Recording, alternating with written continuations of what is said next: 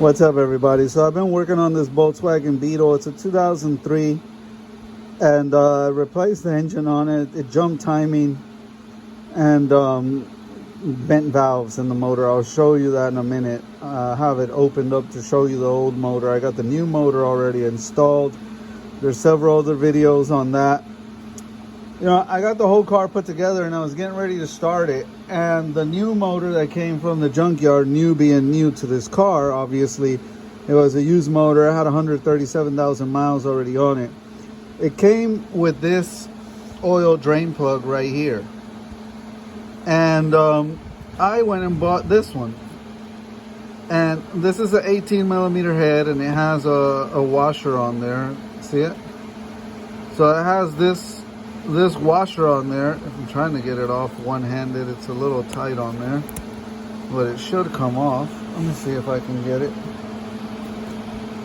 Okay.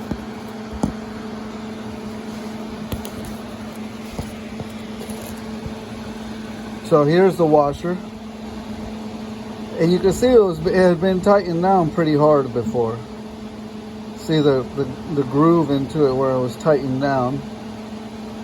Up around that edge right there where the tip of my nail is. So this was leaking. So it was normally you just get a new washer, but I was looking at this bolt, and this bolt has a lot more of a wider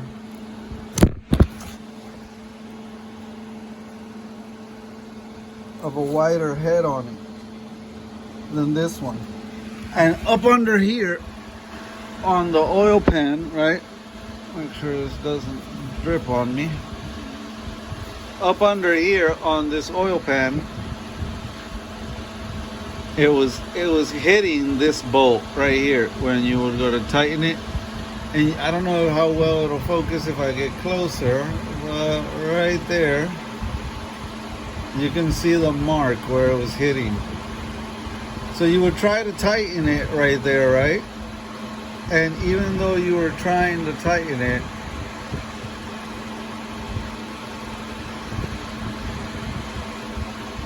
it's still rubbing right there against that. And it wasn't sitting, I guess, flush because it was hitting right there. You could have grinded that off and probably got a flush mate from that bolt and put a new washer on it.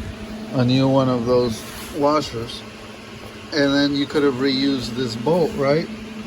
But I don't think that was the right bolt, so I went and grabbed this one, which is obviously smaller, and it has a washer on it already that doesn't come off. It's more of an aluminum washer. So I decided I'm not gonna mess with that bolt. This is the new engine. We're gonna put the right bolt on there. So this is the right bolt. It drained overnight, so it's got a good drain. Same threads all the way in by hand, nice and smooth and easy. Nothing, we're not stripping this, we're not damaging it. I cleaned the threads on this, so yeah, it's in there. And when you look, let's see how well you can see. It barely misses it. I mean, you can get like a sheet of paper between that, probably. Give you a different angle. But it misses it without having to grind any of it, and you can tighten it down on the new washer and hopefully not have a leak. Before this, no matter how hard you tightened it, you'd see a little drip, a little leak, and then you got an oil leak in the guy's driveway, and that's not fun. When you go to put a wrench, though, it's so tight that the wrench won't fit because it won't clear in between there. It's too tight. So you got to use a socket the same. It won't fit. So you got to use an opened end, and this one's a 3/4.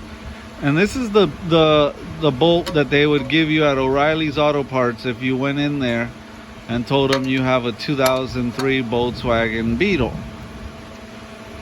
So what you do is you tighten it with the open end, not the close end.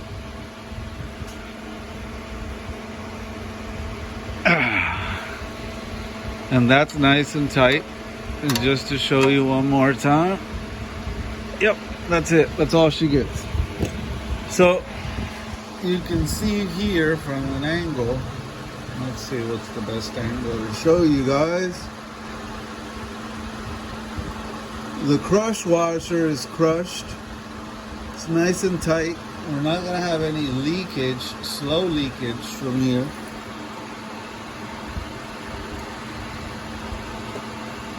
And up here we're clearing that. Even with the tip of this, the crown of this nut here, we're still clearing that to where we're flush all the way in. So this works. If I went to the Volkswagen dealership, I'm absolutely sure they'd give me even a better bolt than this. But we're not going to go to the Volkswagen dealership right now. They'd probably give you an Allen type bolt to go in there.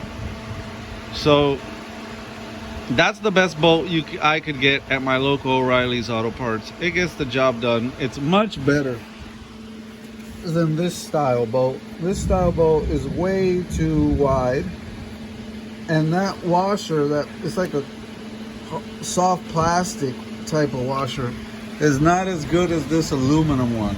So this is definitely the right way to do it. It's an upgrade, and that is just what I had to hold off for. I could have started this thing last night. As you can see, I got all my plastic covers on. I got my wheel fenders. I got my wheel on. I got my CV axles back in. He was leaking in prior videos. I showed he was leaking from this back cover. I resealed it, put that cover on. I cleaned everything. I put new motor mounts here and up top. Did the transmission. You know, got the new engine in, all the hoses, all the lines. We got a new radiator. We got a new AC condenser and the radiator, both brand new. So he's good to go as far as that goes. I have one last piece to install, which is this cover. And it's like a protector cover that sits right here, right? But I got it off because I'm gonna wipe it down one more time. But the other reason is because I'm filling the transmission fluid, and if you can see the funnel, I'll show you from the bottom. The funnel is going into the fill neck on the transmission, and then I gotta go up around the starter up to the top. Now, after I fill this transmission, I'll spray all this down with brake cleaner, get it nice and clean, and then I'll put the protector cover on. That's where these bolts right here go, and this one and that one. So I'll put that protector cover back on, and I'll obviously put my cap back on here. This is where my funnel's going into. This is where you fill the transmission on this, guys. And this is on the driver's side where the transmission is. You'll see this little fill neck right here. And if you could see, some was spilling out a little bit through there as I was filling it. And if you could see, some spilled out through this sensor here, meaning that it's pretty full. And then it was trickling down. So it's pretty full, but this transmission will fool you, making you think it's full. And you're like, what do you mean, Danny? Let me show you. The car has to be up, obviously, to have access there. And you want the car to be level, the front with the back. You don't want it to be unlevel. You want it to be level. So I measured with a tape measure from the front to the back. I know this car is up and it's level. I got the front end put back on. Everything is level with the front end, right? The car is level, and I got the whole front end, the bumper, everything put on. What do I not have put on is this factory air filter and this battery tray. And I'll put those on in a minute after I'm done putting the transmission fluid in it. Why did I remove the factory air filter box that goes here and the battery tray that goes there, and then the battery here? because it gives me access to put my funnel. My funnel is not long enough. If this funnel was longer and it could reach up here, I could have left the battery tray there and worked it around it.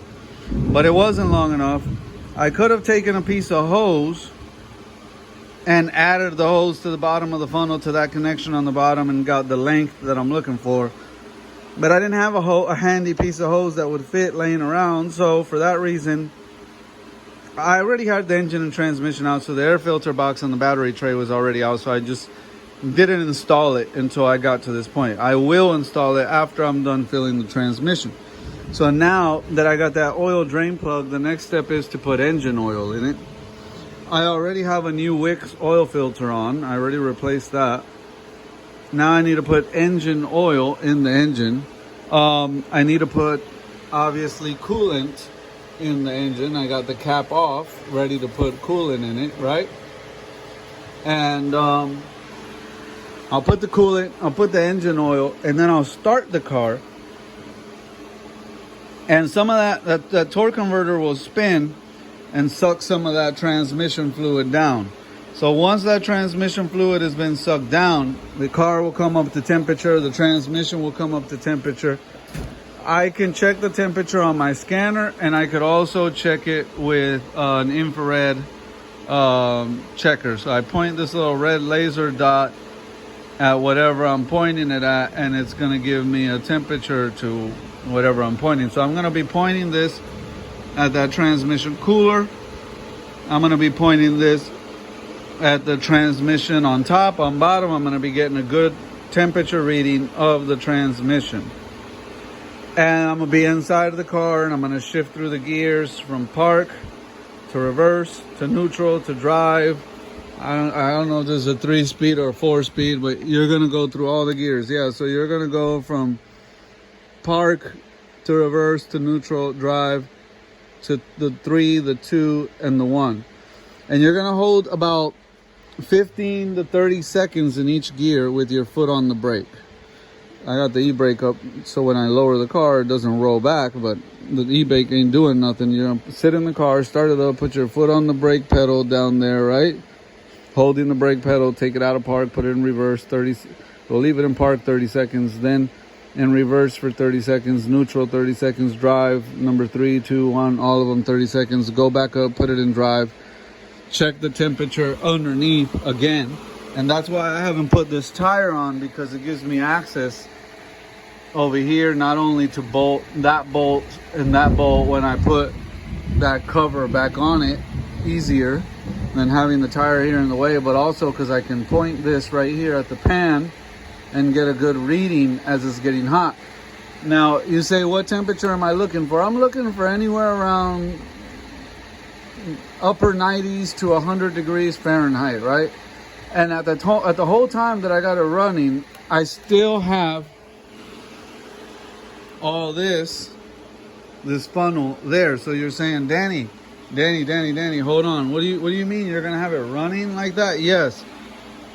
Well, where's your battery? You need to put a battery to get it running. No, I don't need to put a battery in there. I have a battery jumper pack that I will connect to my battery terminals and set the jumper pack out here to where it's not in the way in there.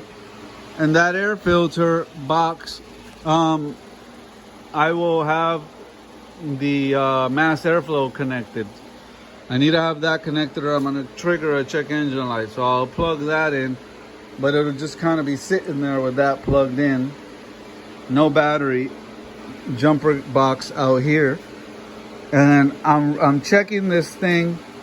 It's you're gonna know, because I'm gonna spray this off, everything that got wet right there, right, that leaked out. I'm gonna spray all that off, and I'm gonna lay back down so you see what I'm talking about. All this that you see right here leaking, I'm gonna spray all that off with brake cleaner, and it'll be clean. And then I'm gonna be looking, once it's clean, for any more coming out, right? And I'm gonna pour, once it's at temp, I'm not gonna pour anymore. I'm gonna spray it off. I'm gonna let it get to upper 90s, 100 degrees Fahrenheit, right? And then I'm gonna pour more in. And I'm gonna pour more in, and I'm gonna look for when it's pouring out. I'm gonna let some pour out on purpose. I'm gonna make sure it's at temperature. I'm gonna shift through the gears a couple times. I'm gonna let that torque converter really suck down all the fluid, shifting through the gears. And then once I see that I've sprayed it down and I filled it up to the top and I went through the gears, then I know I'm full. I'm guessing it takes about 5 bottles to fill it up, 5 quarts. And that's my guess. So I'm gonna be trying to get 5 quarts in it because I know my torque converter is empty. 5 to 6, maybe even 6. My torque converter wasn't like bone dry empty, but it was mostly empty. There was some residue in there. Like it could have had a half a quart or whatever left in it, you know? But there wasn't much left in it, and the transmission definitely got a good drain too, from the pan being removed and all that. So long story short, somewhere around 5 to 6 quarts. I'm not sure. It's going to be pretty close to a total fill. If it was just a drain and fill from just pulling the normal drain bolt, which is right there that I got the red laser on, it would have probably just been like 3 quarts. That's all it took. And if you're wondering what type of fluid I'm going to be using, I'm using this Max Life multi-vehicle. And this is like, excuse me for yawning on y'all. This is a Dexron 6, Merc LV, Dex Merc, and more applications. So here it says GM, Ford, Toyota, Honda. It says all that on the front, right? But if you read on the back,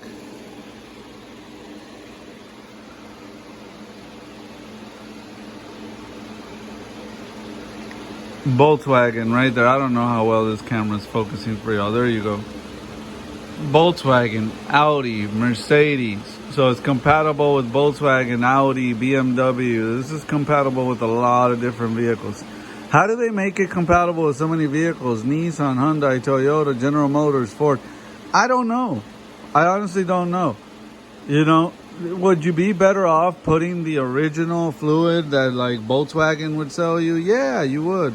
I mean, but I'm not going to the dealership, and he doesn't want to go either. You could also put some like Amsoil in it. Now Amsoil has the red bottle and Amsoil has the blue bottle. You're not going to use the blue bottle, you're going to use the red bottle if you are going with Amsoil. He didn't want to spend the money on Amsoil. He's on a budget. It's coronavirus, you know. We're still on quarantine here at the end of May. And he doesn't want to go to the dealership. He doesn't want to spend a lot of money, so I grabbed this. It'll work. It'll get the job done. If you're on a budget, you're just trying to get the job done, you know, this is American owned and operated. This ain't made in China. I'm a big supporter of American owned. I'm done buying China stuff, man. They infected the world with this virus. I'm not saying they did it on purpose, y'all, but they could have been a little more responsible with it. They allowed people to leave their country knowing they had something like that on the table already. They were real responsible about it. They could have handled that so much better and not infected the world and withheld information also. So anyways, it's not about if you're a Trump supporter. This ain't about politics, but just whether China did what they did or didn't do long before COVID-19. I love American made. I love supporting things made right here in the good old America, because I keep America first, y'all. I love America. I want to help other countries. I love other countries too, but I keep America numero uno, first America. So last thing I'll show you is this is the cap that goes on the fill down there. So that you'll pull that off. It has 2 O-rings. If they look bad, replace them. It will leak from there. And then this is the it's like a little locking thing that goes over the cap and locks it and snaps there. So I remove that first, and then I pop this off. And this is all plastic and it's brittle, so be gentle. And then these are your bolts for your air filter box. So yeah, new motors installed, new motor mounts, everything's installed. Just got to do this transmission procedure. I use a metal funnel because it has that mesh screen that'll catch anything that would have went in there. You don't have to use a fancy funnel like that. Use whatever you got. I could have added a piece of hose, like I said, and just had it up higher and not had to remove the battery and all that. But like I said, the battery tray, the air filter box was already out. I was replacing the engine anyways. So I just chose not to put it in yet. Here's the old engine. And this is the last time y'all will see it in this condition. I'm undecided on if I'm just going to junk this or fix it. I'm going to ask the machine shop how much they would charge to redo the valves in this engine. I want to know. I'm going to take it to them. It needs all new valves pretty much. Intake valves at least. The exhaust valves seem to be fine. This is the engine up top, the bottom, from looking at it from the top. And the inside of the pistons walls don't look too bad. They're not scored up. You can tell this thing was still making good compression. But these pistons, I was looking for marks where the valve hit and it bent valves, and I think those might be it.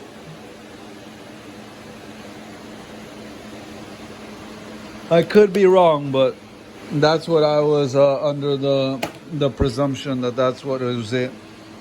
If you look in here, you see all that gunk inside there. They sell some stuff you can get in there and clean all that out with. That's from running too much water in the engine, and you could see it over here where the water pump was and where it leaked out. All that crud. This is where your water pump went, your crank pulley, right? And then the head bolted up top, cam gear, whatever. So I have this actually on a compression stroke at top dead center. And I marked that because this crank doesn't come with marks. So I actually marked it on both sides of the crank. So I know that's my top dead center mark as that crank spins. So when I go to put that head back on, if I do have the machine shop do it, I know I'm at TDC on compression stroke. Here's where your thermostat hole is, and as you can see, I mean, rusty, crusty. They have something called Rust-Oleum. Rust-Oleum, look it up. And you could spray some of that in there, clean it out. I don't use Rust-Oleum. I have another solution. I'm not going to tell you on the video. I think it works a little better than Rust-Oleum. If I tell you all my secrets, then I can't charge people for them. But I have something that works really well through a lot of trial and error. It's actually good for the engine. It won't harm it. I run it through there. I don't put it in the cylinders. I run it through the water jacks. And it really cleans everything out. I do it with the oil pan completely removed. I don't remove the crank. I just spin the crank with a drain pan underneath, pour it from the top, and then spin the crank and get everything nice and clean that way. And I just pour some of it in through the holes and pour some more of it in, and I got a little brush. I could even get in there if I needed to, and then I blow everything out. And then I have some more of the same solution in a squirt bottle that I can go around squirting if I wanted to. But I know how to clean this engine up. Normally a machine shop would put it in an oven. I don't have an oven here to put it in, so I clean it that way. But if I do get that head fixed, I'll get the seal, the gasket seal that seals this oil filter housing to the engine block, because they're known for leaking from there. I'll remove this. I'll paint the block. I'll resurface the deck. I'm not changing piston rings because they look great. Cylinder walls look great. I'm just cleaning water jackets, cleaning the cooling jackets. I'm not replacing the oil pump. It was working fine. And I'm just replacing that seal, painting the engine block, putting the head on it with new valves, and finding a car. I usually won't sell it. I'll find a Volkswagen Beetle like this one that someone's pretty much giving away because it has a blown engine. and then I'll put this engine in there and sell the whole car. But if somebody wanted to just buy the engine complete for their car, I guess drop me a comment below. But I don't like to do it that way. I'd rather just put it in a car and sell the whole car. But anyways, here's the bent valves. This is at top dead center too. This was set in timing, so that this is actually in time. The positioning of the cams are set in time, and you can see how all the intake valves look bent, bent, bent, bent. This exhaust valve is bent. These aren't. So yeah, I mean, the machine shop is pretty much going to replace all the valves, but it's only 2 valves per cylinder. This isn't like an Audi. This is a very simple 2.0 non-turbo engine. So, you know, 2, 4, 6, 8 valves. They're not expensive at all. So I'm going to see what the machine shop will charge for that. Put this engine back together. I got a timing belt for it. Got a water pump for it. Have a nice running engine to put in another Beetle and do something with the engine. We'll see. It all depends on what the machine shop wants. I'm not going to pay the machine shop, you know, more than what I want to pay them, and that's final. But I will clean up the engine block. It's just because it's dirty, and put a coat of paint on it. I'm not going to do anything crazy with paint. Probably just the same black, but just so it's fresh, you know. And this is your new engine that he got. This engine had 137,000 miles on it. Like I said, used but new to him. And he's installed, ready to go. Cleaned up the top of the transmission. Didn't really clean the bottom because it gets dirty anyways. But replaced a bunch of hoses. A lot of vacuum hoses. His vacuum pump. You know, intake gaskets, you know. His throttle body, I replaced it for another one. You know, I got all the extra parts over there. His AC condenser, valve cover, exhaust manifold, everything that came off is here. I'll be using some of that, not all of that, to put this engine back together, and then I'll scrap whatever's left.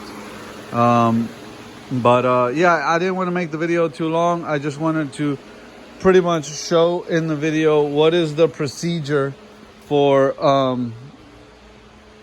doing the transmission fluid.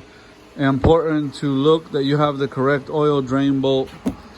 Once I'm done with all that, put the 2.0 engine cover back on, put his hubcaps back on, take this thing, put it back down on the ground, and take it for a test drive. Put a couple braking miles on it, you know. Let me show you one last thing to end the video over here. As far as coolant, you just saw all the rust that was in that old engine that I took out, right? So you know what type of transmission fluid I'm using. That big jug I showed you over there has 4 bottles. This makes 5, and then I have another one of AMSOIL if it needs more, but I don't think it'll take more than 5. And this is the coolant. And as you can see, it's Volkswagen, the pink stuff. Mercedes, Porsche, G40 they call it. And they have a different version, a little more expensive, a little more original to Volkswagen, but this gets the job done. And this is your local O'Reilly's Auto Parts, and it'll work correctly. So that's what he's getting. And then obviously we got his engine oil too, high mileage. 10W40, that's what we're putting in it. It's just a break-in oil. He's gonna run this oil for like 100 miles, and then I'm gonna have him come back in and put something better in it. I never want to put an expensive oil in an engine that came from a junkyard. This engine's under warranty. It has like a 90-day warranty.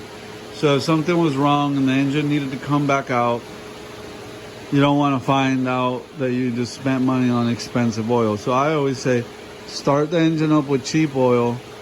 Let them run it for 500 to 1,000 miles. Make sure that the engine is good. When his warranty, 90-day warranty is over, do his first oil change in 1,000 to 3,000 miles. It's up to the customer, whatever he can afford.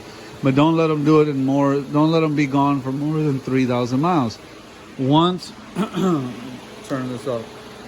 once we know that he's put a couple miles on this thing and that it runs good, that he's happy with the engine, then you bring him in, you drain him, you replace the filter, you put some good quality oil in there. In the meantime, I'm not putting nothing quality or expensive in here just because we don't know the condition of this engine. I think this video is long enough. Thanks for watching, y'all.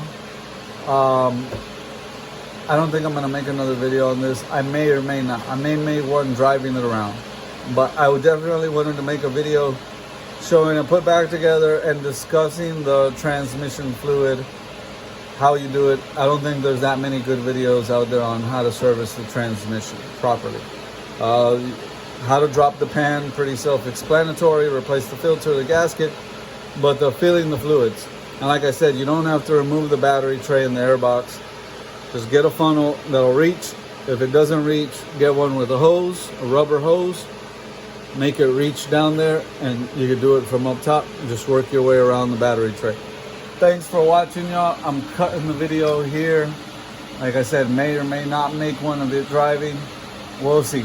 Anyways, thanks for watching this video. Take care. Bye-bye.